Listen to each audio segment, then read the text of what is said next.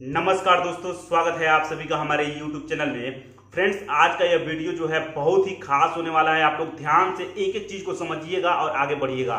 किन चीजों से जुड़ा हुआ यह वीडियो है तो 3 नए आपराधिक कानून जो लाए गए हैं वो लागू हो जाएगा 1 जुलाई 2024 से, यानी आज से लागू हो रहा है। किन किन कानूनों में बदलाव हो रहे हैं, क्या क्या इसका प्रभाव पड़ेगा, उस पर हम लोग आगे अच्छे तरीके से डिटेल में बात करेंगे।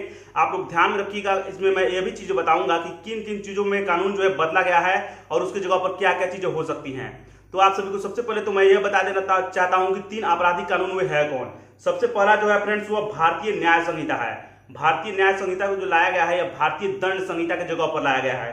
दूसरा है भारतीय नागरिक सुरक्षा संहिता, यह जो लाया गया है आपराधिक प्रक्रिया संहिता की जगह पर लाया गया है। और तीसरा है भारतीय साक्ष्य अधिनियम। 3 आपको हो गया, पहले भी भारतीय साक्ष्य अधिनियम के नाम से ही था और अब भी भारतीय साक्ष्य अधिनियम के नाम से है। तो ये चीजें आप लोग ध्यान में रखिएगा। आइए कुछ चीजों को बताता हूं मैं फ्रेंड्स। सबसे पहला चीज देख लीजिए, नाबालिगों के साथ अगर कोई गैंग रेप करता है तो यह अपराध की श्रेणी में आएगा। पहले अपराध की श्रेणी में नहीं आता था। दूसरा है राजद्रोह को अब अपराध नहीं माना जाएगा। राजद्रोह पहले हुआ करता था, अब वो अपराध की श्रेणी में नहीं आएगा। तीसरा है कि दुष्कर्म करने के मामले में अब व्यक्तियों को फांसी की सजा भी दी जा सकती है। अगर कोई भी व्यक्ति दुष्कर्म करता है तो फांसी की सजा भी दी जा सकती है, उसको सुनाई जा सकती है, ये याद रखिएगा।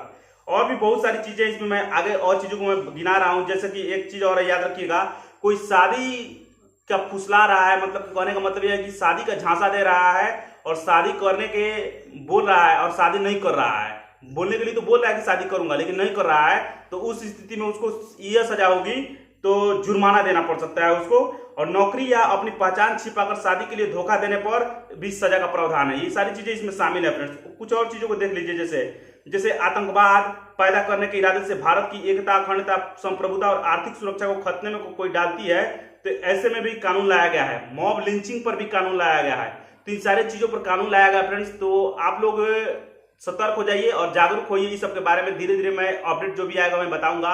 वीडियो को ऐसा लगा कमेंट बॉक्स में लिखिए। मिलेंगे नेक्स्ट वीडियो में। नमस्कार, धन्यवाद।